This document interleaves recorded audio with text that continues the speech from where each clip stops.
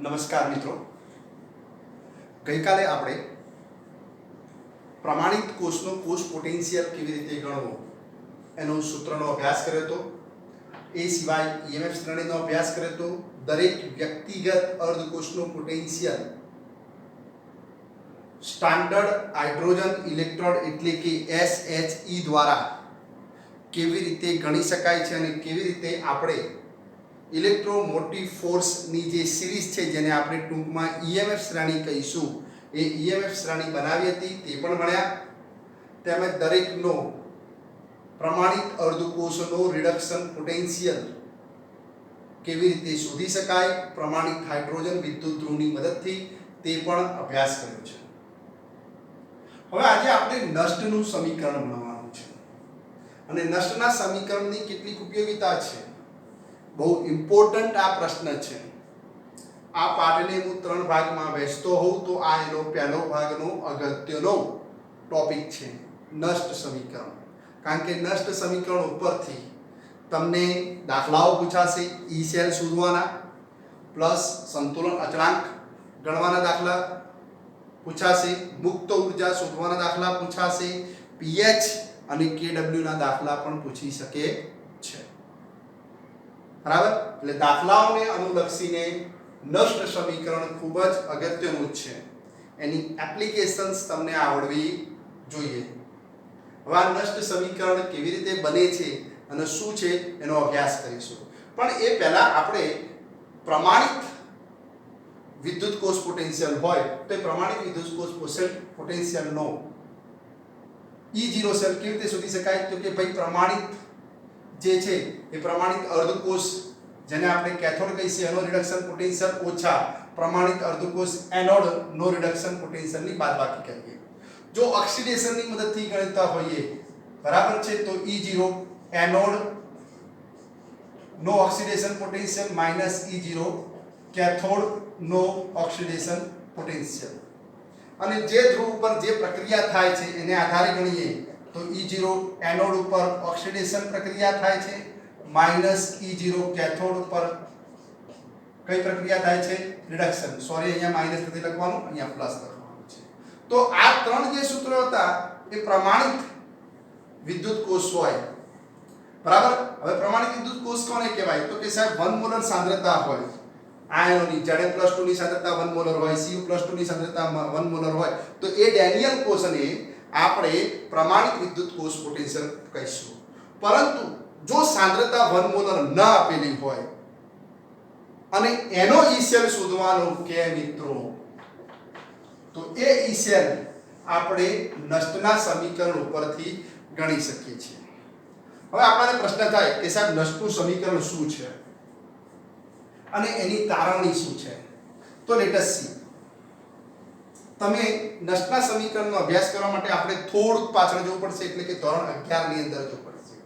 ધોરણ 11 ની અંદર થર્મોડાયનેમિક્સ ની અંદર તમને મુક્ત ઉર્જા શોધવાનું એક સૂત્ર આવતું હતું, delta G = delta G0 plus RT natural log QC. જ્યાં ડેલ્ટા G એ મુક્ત ઉર્જા છે, ડેલ્ટા G0 આને મૂર્ધાંક કહેતા હતા તમને યાદ હોય તો. બરાબર? પ્રમાણિત મુક્ત ઉર્જા R એ વાયુ અચળાંક છે, T તાપમાન છે, નેચરલ લોગ QC જેને આપણે પ્રક્રિયા ભાગ પણ કહેતા હતા. કોઈ પણ સમયે કોઈ રાસાયણિક પ્રક્રિયા થતી હોય તો કોઈ પણ સમયે નિપજોની સાંદ્રતા અને પ્રક્રિયકોની સાંદ્રતાના ગુણોત્તરને પ્રક્રિયા ભાગફળ કહેવામાં આવે છે. ડેલ્ટા G ઉપરથી આપણે કોષ પોટેન્શિયલ શોધવો છે તો એનું સમીકરણ પણ આપણાને થર્મોડાયનેમિક્સમાં કહેવામાં આવ્યું હતું કે -NFE cell delta G = -NFE cell, delta G0 = -NFE0 cell બરાબર પ્લસ RT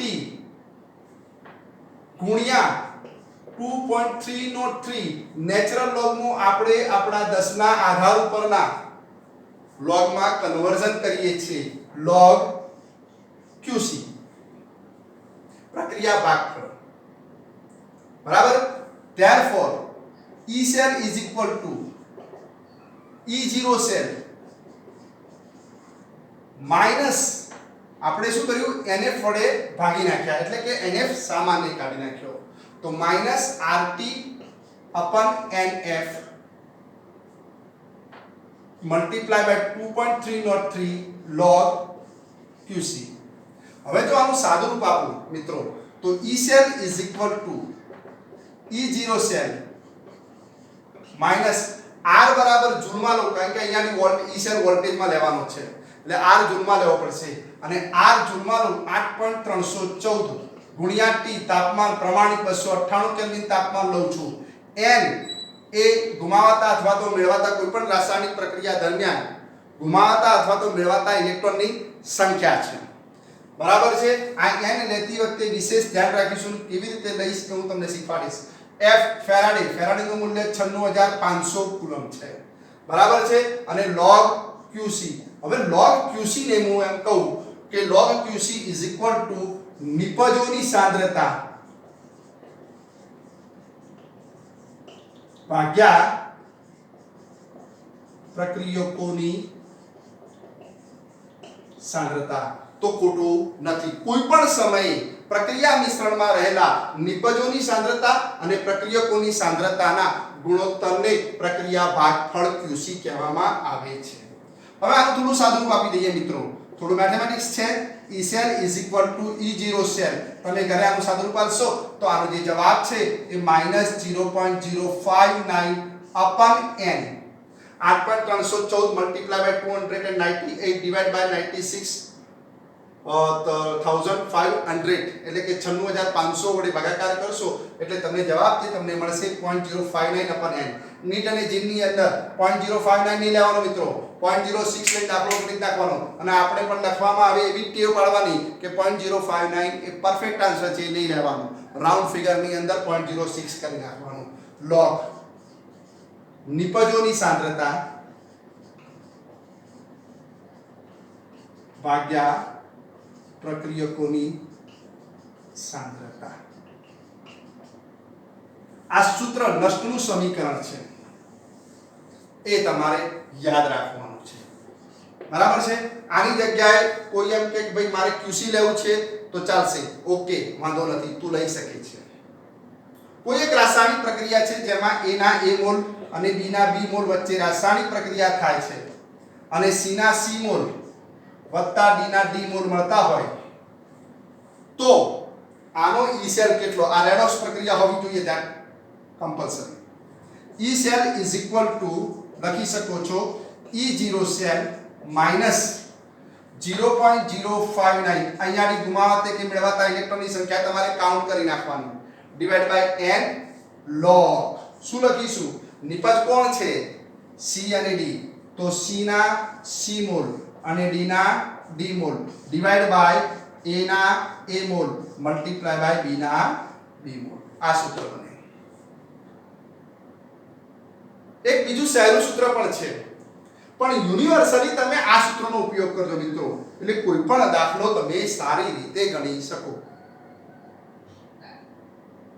હવે બીજી વસ્તુ કેટલાક લોકો તમને ઓકવર્ડ કરશે થોડીક એપ્લિકેશન આપશે કે ભાઈ ચલો તમે તમારી બુદ્ધિનો પ્રયોગ કરો તમને તાપમાન કહી દેશે કે ભાઈ 298 કેલ્વિનની જગ્યાએ 270 કેલ્વિન તાપમાન આવશે કે 290 કેલ્વિન તાપમાન તો એ વખતે પછી ઊંધું કરીને 0.059 નહીં લેવાનું એ વખતે બધી કિંમતો મૂકીને એ કેલ્ક્યુલેશન કેટલી આવે છે એ મૂકવાની બરાબર છે તો એ વખતે આ સૂત્ર મૂકવાનું જો તાપમાન આપેલું હોય બરાબર છે તો આ સૂત્રની મુજબથી દાખલો ગણવાનો એટલે તાપમાન લઈ લેવાનું અહીંયા આપણે તાપમાન પ્રમાણિત ગણી 298 લઈને દાખલો ગણી નાખીશું બરાબર છે પણ કેટલાક લોકો તમને તાપમાન જુદું કહેશે કે ભાઈ 275 કેલ્વિન તાપમાન અહીંયા ગણો E cell ગણો તો ધ્યાન રાખવાનું કેલ્ક્યુલેશન ની અંદર હવે આપણે આપણા જે ચિર પરિચિત કોષ છે ડેનિયલ કોષ એનો E cell ગણવાનું સૂત્ર તારવીશું બરાબર છે જો કે આ પરીક્ષાની દ્રષ્ટિએ જીરીકની દ્રષ્ટિએ અગત્યનો ટોપિક નથી પણ આ આવડવું ફરજિયાત છે તમારું જે માઇન્ડ છે માઇન્ડ ડેવલપ થશે કેવી રીતે સૂત્ર તરવાય છે એ પણ તમને ખબર પડશે મિત્રો ડેનિયલ કોષની જે કોષ પ્રક્રિયા છે એ કંઈક આવી છે કે ભાઈ ઝેડએન જે છે એ ઝેડએન નું ઓક્સિડેશન થાય છે બરાબર છે Zn+2 બરાબર છે અને કોપરનું રિડક્શન થાય છે એટલે Cu+2 માંથી શું બને છે Cu અહીંયા Cu સોલિડ Zn+2 એક્વાયસ છે આ એક્વાયસ છે આ સોલિડ છે હવે આનો કોષ પોટેન્શિયલ ગણવો છે તો કોષ પોટેન્શિયલ ગણવા માટે E cell is equal to શું થાય બહુ ધ્યાનથી શીખજો કેથોડ નો રિડક્શન પોટેન્શિયલ E અહીંયા પ્રમાણિત નથી તો અહીંયા પણ પ્રમાણિત ના હોય કેથોડ જે છે એ કેથોડ નો રિડક્શન પોટેન્શિયલ માઈનસ E જે એનોડ છે એ એનોડ નો રિડક્શન પોટેન્શિયલ હવે જો તમારે E cell ગણવો હોય તો આ કેથોડ નો રિડક્શન પોટેન્શિયલ ગણવો પડે એનોડ નો રિડક્શન પોટેન્શિયલ ગણવો પડે અને એ કિંમતો આની અંદર મૂકવી પડે તો તમારે કેથોડ ઉપર કઈ પ્રક્રિયા થાય છે તો કેથોડ ઉપર થતી રિડક્શન પ્રક્રિયા તમારે લખવાની કે કેથોડ ઉપર Cu+2 બે ઇલેક્ટ્રોન મેળવે છે અને એમાંથી Cu સોલિડ બને છે આ પ્રક્રિયાને અનુલક્ષીને જો હું નષ્ટનું સમીકરણ લખું તો E cell બરાબર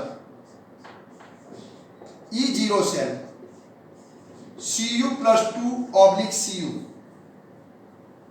માઈનસ 0.059 અપન n હવે અહીંયાની n બરાબર 2 છે મને ખબર છે પણ અત્યારે હું લખીશ નહીં n log નિપજોની સાંદ્રતા હવે જે નિપજ છે સોલિડ છે સંતુલનમાં આપણે ભણતા હતા સંતુલન અને ઘન અને પ્રવાહી પદાર્થોની સાંદ્રતા એ તેની ઘનતા જેટલી હોય અને ઘનતા જે તે તાપમાને અચળ હોય એટલે આપણે લખતા નતા બરાબર એટલે આપણે જે નિપજોની સાંદ્રતા છે એમાં 1 લખી નાખીશું અને Cu+2 ની સાંદ્રતા આપણે ચોરસ કૌંસ વડે દર્શાવીશું ક્લિયર આ જ રીતે તમે એનોડ માટે પણ લખી શકો છો કે ભાઈ એનોડ ઉપર જે ઝિંક છે એનું ઓક્સિડેશન થાય છે પરંતુ પ્રમાણિત IUPAC વાળાએ શું કીધું છે કે ભાઈ તમારે જે દાખલો ગણવાનો છે એ રિડક્શન પોટેન્શિયલને આધારે ગણવાનો છે એટલે રિડક્શન પ્રક્રિયા લખવી પડશે કે ભાઈ Zn+2 જે છે એ Zn+2 નું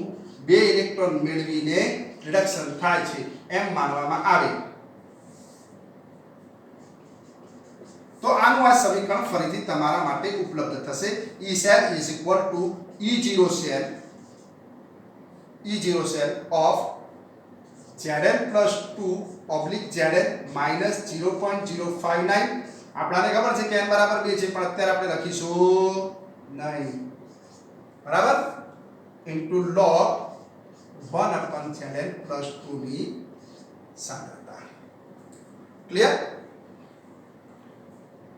હવે આ જે બંને કિંમતો છે એ બંને કિંમતો આપણે અહીંયા મૂકી દઈશું અને સાદું રૂપ આપીશું તો કે E cell બરાબર આ જે કિંમત છે એ કિંમત આપણે અહીંયા મૂકીશું ફાઇન તો કે E cell બરાબર E0 બરાબર ધ્યાન આપજો મિત્રો E0 Cu+2 oblique Cu minus 0.059 upon n log 1/Cu+2 હવે આ માઈનસ એ માઈનસ અહીંયા ઇન્ડિકેટ કરું છું કિંમતો મૂકું છું anode who is your anode તો કે સાહેબ એનોડ આ રહ્યો ફાઇન તો કે માઈનસ માઈનસ હોય એટલે પાછળ વાળું પદ કૌંસમાં લખવાનું માઈનસ થી ડાળવાનું બરાબર છે પાછળ વાળું પદ કૌંસમાં લખવાનું કે ભાઈ E0 Zn+2 oblique Zn minus 0.059 upon n log 1/Zn+2 હવે એનું સાદું પાડવાનું છે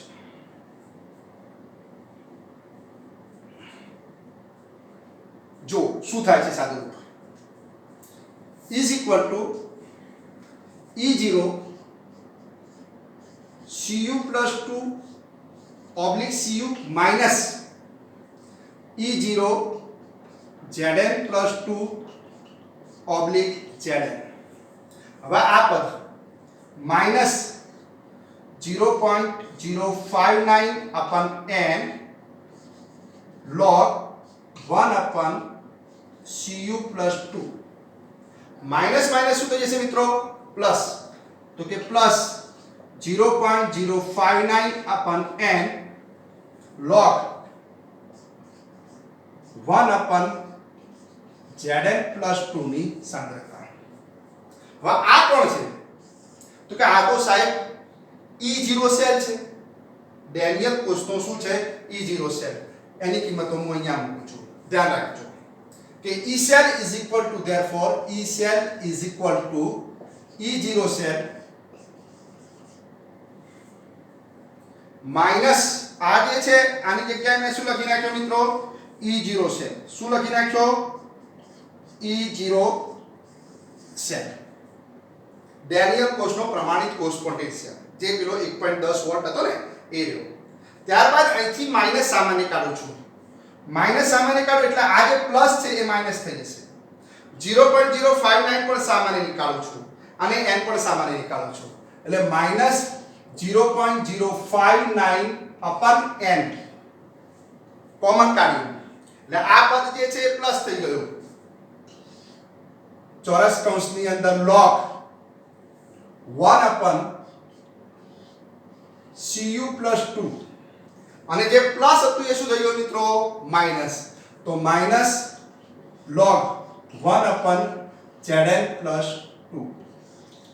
હવે જો આનું સાદુરૂપ આપવું આ ચોરસ કૌંસનું તો શું થાય છે? તો કે E cell is equal to E0 cell minus 0.059 upon n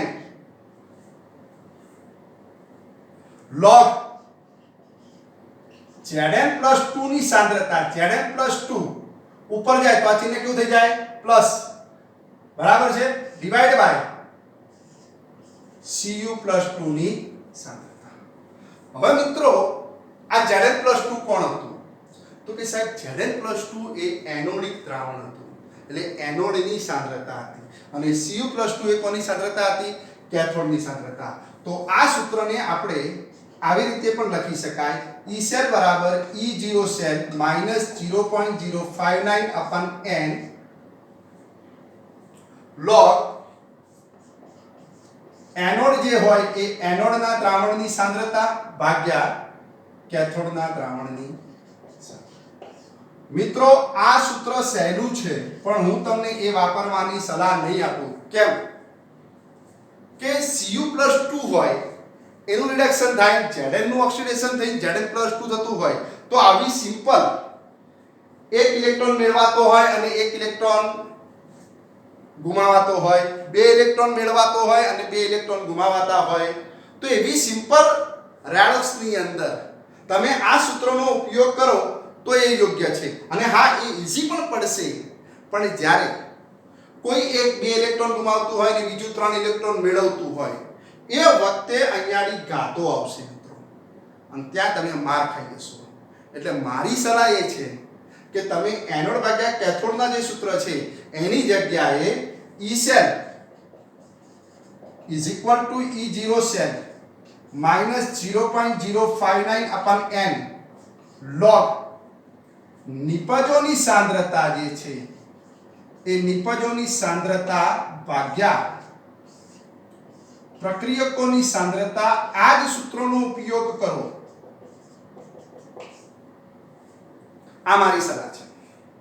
બીજી વસ્તુ મિત્રો અહીંયાની કોઈ વાયુ સ્વરૂપ પ્રક્રિયક હશે તો પાછળ તમે લખવાનું મિસ કરી જશો. અહીંયાની વાયુ સ્વરૂપ પ્રક્રિયકોની સાંદ્રતા એટલે એનું દબાણ એટલે દબાણ દર્શાવવાનું આવશે. ખાલી શું નહીં દર્શાવવાનું આવે? જો કોઈ પદાર્થ લિક્વિડ હોય તો નહીં દર્શાવવાનું, કોઈ પદાર્થ ઘન સ્વરૂપમાં રહેતો હોય તો નહીં દર્શાવવાનું. બાકી એ એક્વાયસ સ્વરૂપ હોય કે પછી વાયુ સ્વરૂપ હોય તો એને નિપજો અને પ્રક્રિયકો સ્વરૂપે દર્શાવવા ફરજિયાત રહેશે. આ સૂત્રની જગ્યાએ તમે ટૂંકમાં QC લખી નાખો ને નિપજોની સાંદ્રતા ભાગ્યા પ્રક્રિયકોની સાંદ્રતાની જગ્યાએ તમે શું લખી નાખો? QC તો પણ ચાલે. એ નસનું સમીકરણ જ છે. દેખવાનું કે ભાઈ દાખલો ક્યાં ઈઝી પડે છે, કેવી રીતે ઈઝી પડે છે, દાખલાની રકમ વાંચતા જઈએ અને ત્યારે કહેવાનું કે આ સૂત્ર ઈઝી પડશે કે આ સૂત્ર, બરાબર. એ રીતે તમારે ઇમ્પ્લિમેન્ટેશન કરવાનું છે. આ નષ્ટનું સમીકરણ છે. હવે નષ્ટના સમીકરણ ઉપરથી કેટલાક દાખલાઓ પૂછાશે.